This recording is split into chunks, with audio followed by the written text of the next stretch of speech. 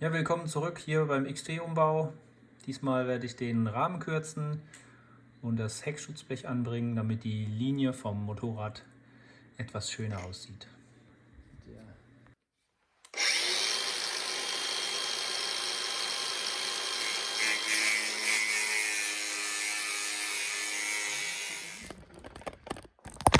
Das Handy runtergefallen und jetzt ist es gesplittert.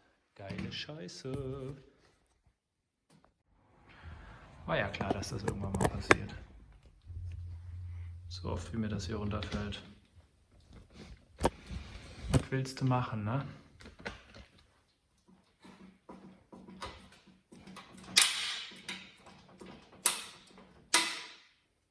Ist immer wieder cool, wie man es dann sieht, wo es anfängt mit dem Rost. Immer in diesen unzugänglichen Stellen, wo nichts hinkommt. Und da geht's los mit dem Rost. Überall hier zwischen, da drin. Dann vergammelt die ganze Karre irgendwann. Aber jetzt trennen wir erstmal die nächsten Dinger alle ab. So, ich muss mir nicht mehr Angst haben, dass mein Handy runterfällt, weil es ja eh schon gesplittert ist. Und dann geht's mal hier weiter mit dem Ding. Nicht zu tief.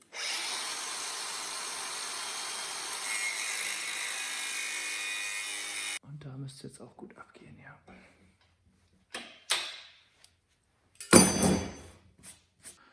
Also die Reste hier, die jetzt noch weggeschliffen werden müssen mit der Fächerschleifer und der Flex und sonstigen Werkzeugen, werde ich dann draußen machen, weil das mir hier drin zu viel Sauerei ist. Dann seht ihr gleich das Ergebnis. Ja, um hier das Rohr rechtwinklig trennen zu können, nehme ich einfach ein Stück Papier, hier in dem Fall jetzt ein Schleifpapier, und dann kann man dann außenrum schön markieren und es dann sauber rechtwinklig trennen. Das ist auch mit dem TÜV abgeklärt. Also ich darf den Heckrahmen absägen, wenn ich hier nicht die Stoßdämpferaufnahme beschädige oder irgendwie einschneide. Ich baue immer noch, wenn ich den neuen Heckrahmen einschweiße, mache ich eine kleine Hülse, drehe ich mir, die stecke ich dann innen rein als Verstärkung und schweiße das Ganze dann ringsrum einmal zu und dann kriege ich das auch eingetragen. Sollte man immer vorher klären.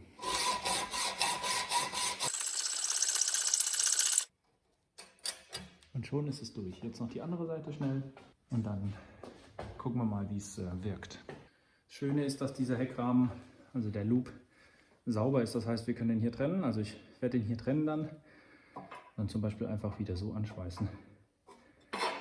Verjüngen tut er sich nicht. Also geht das gut. Moin. Das wird jetzt innen und außen entgratet. Also der Loop wird auch innen und außen entgratet. Dann messen wir das mal durch, fertigen vielleicht ein Drehteil schon an. Aber zuerst muss ich jetzt schauen, wie weit ich den Loop kürze, damit dann das Heck optisch super passt. Das heißt, wieder Schwinge einbauen, Rad einbauen und dann schrittweise annähern, weil dreimal abgeschnitten ist immer noch zu kurz. Deswegen lieber einmal mehr gemessen, als am Ende das Malheur zu haben. Also ganz perfekt sägen kann ich natürlich nicht, deswegen kontrolliere ich das dann mit dem Winkel. Und wenn es noch kleine Abweichungen gibt, dann feile ich das einfach so lange, bis es perfekt passt. Es sind zwar Kleinigkeiten, aber die machen es dann am Ende aus. Da muss man nicht mehr so viel Zusatz nehmen und die ganze Konstruktion wird auch etwas stabiler. Man sollte sich schon diese Mühe machen.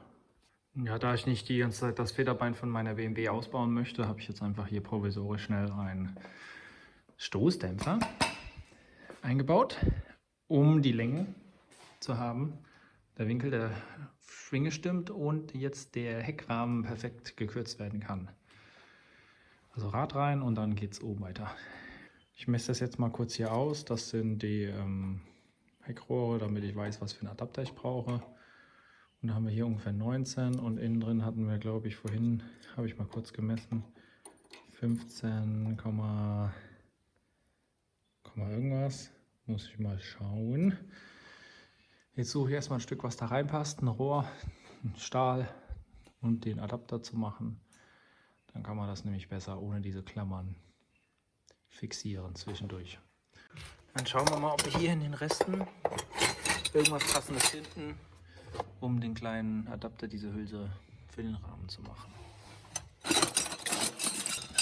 Ach, guck mal, noch ein Stößelschutzrohr für die R45. Habe ich damals selbst gedreht hier. Ja, und hier habe ich noch den alten Bremskolben von der Honda gefunden, also eine CB250.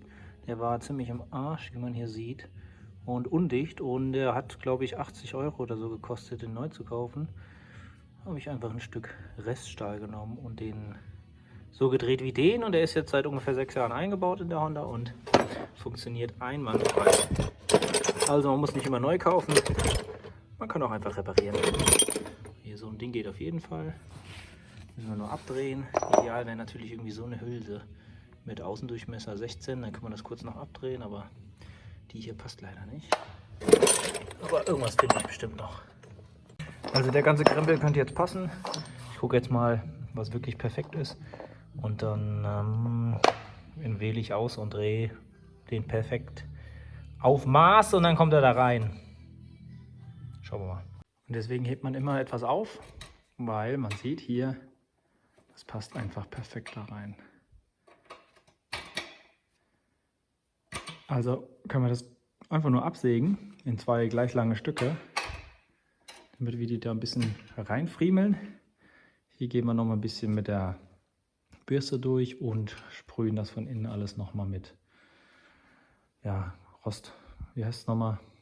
Wir sprühen das dann noch mal alles mit Grundierung, Rostgrundierung aus. Wie heißt denn der Scheiß jetzt nochmal? Ach, weiß nicht. Dieses rote Zeug. So, ich habe jetzt die erste Stufe gekürzt. Mal gucken, ob es optisch gut aussieht. Hülsen sind nur leicht eingesetzt. Die Hülsen, die Adapter, hier die Verstärkung. Und da sieht man jetzt wieder, wie schön das Ganze passt.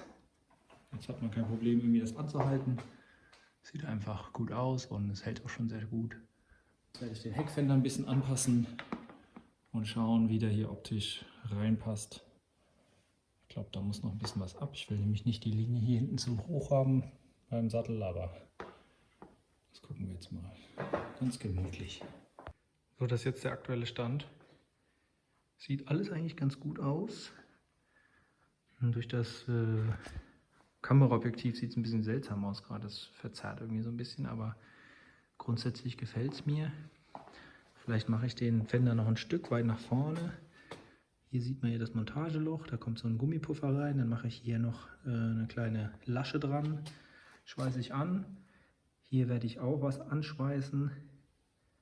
Und unterhalb von dem Ganzen will ich noch eine Aluhalterung machen, damit ich hier hinten das Rücklicht montieren kann und auch das Nummernschild, das soll hier hinten hin. Ist natürlich demontierbar, damit man auch ordentlich Offroad fahren kann. Bei den Blinkern habe ich mich noch nicht entschieden, ob ich die auch hier hinten mache, direkt am Nummernschild oben drüber. Oder sie vielleicht auch hier hin mache, bin ich noch unschlüssig.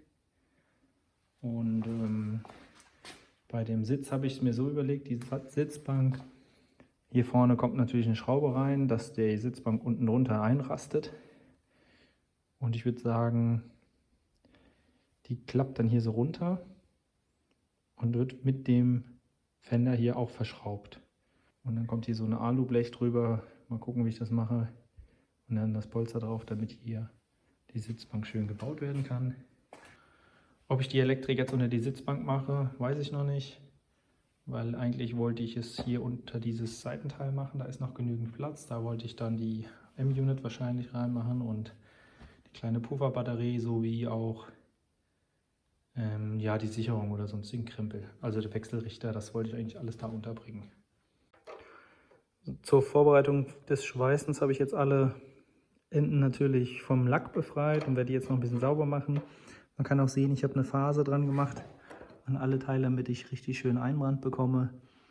Und ich stecke jetzt die kleinen Stückchen in den Rahmen und dann werde ich es anpunkten, heften, aber noch nicht durchschweißen, weil ich denke mal, das mache ich erst, wenn ich den Rahmen komplett zerlege. Dann komme ich nämlich besser an alles dran, dann muss ich nicht über Kopf schweißen. Und falls es doch noch irgendwie blöd aussieht, kann ich die kleinen Schweißhefter besser trennen und muss nicht den ganzen Heckrahmen wieder abflexen. Also machen wir jetzt die Dinger rein, machen da innen drin noch sauber und dann wird es angeheftet. Genau so habe ich es mir vorgestellt. Dann gehen wir mal ans Schweißen.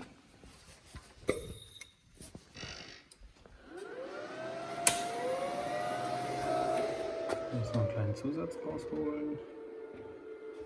Und zwar den da hinten leider. Nehmen wir den hier. Der sieht gut aus. Das mit. Also bedenken muss ich jetzt, dass ich etwas mehr Schweißstrom brauche, weil hier drin ist ja Metall und das zieht die Wärme raus. Und deswegen nehme ich ein bisschen mehr Strom. Weil normalerweise heißt es ja so, ich glaube, wie viel war es? 1 mm Stahl sind 60 Ampere beim Wegschweißen. Aber ich habe hier so ein tolles Rad noch. Da kann ich dann schnell, wird nicht scharf. Da kann ich dann schnell einstellen, prozentual, wie der Schweißstrom sich verhält. Und gucken wir mal, wie es geht. Wichtig beim Schweißen ist immer, es muss so bequem wie möglich sein. Das war damals der Tipp von demjenigen, dem ich Schweißen gelernt habe. Mach's dir so bequem wie möglich, guck, dass du überall hinkommst.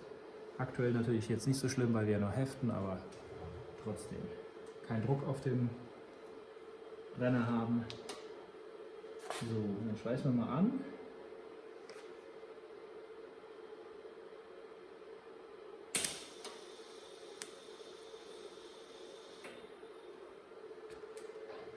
Wir müssen immer bedenken, wenn wir den Punkt gesetzt haben, zieht sich danach, wenn der Stahl erkaltet, alles etwas zusammen. Es könnte sein, dass dann ein bisschen hochkommt, aber das sieht gut aus. Deswegen setzen wir jetzt hier einen, unten und da, 3 Stück genau.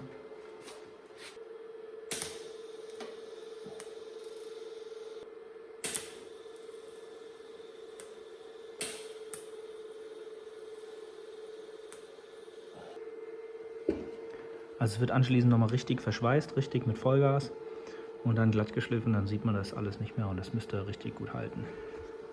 Also der ist natürlich auch schon feste. Und hier habe ich dann noch eine kleine Hülse in den Rahmen eingeschweißt. Das heißt, ich kann die jetzt von unten festschrauben und von oben ist es nicht sichtbar. Ich finde das eine ganz geile Lösung. Es hat mir jetzt zwar vorgegeben, wo das Schutzblech endet, aber eigentlich sieht es ganz cool aus so. Jetzt machen wir da noch die Sitzbank irgendwie drauf. Und dann geht es bald. Bald geht es dann darum, den Motor auszubauen. Und wenn der Motor ausgebaut ist, kommt der ganze Rahmen zum Pulvern. Und wenn der Rahmen beim Pulvern ist, wird der Motor neu aufgebaut und danach ist Montage dran.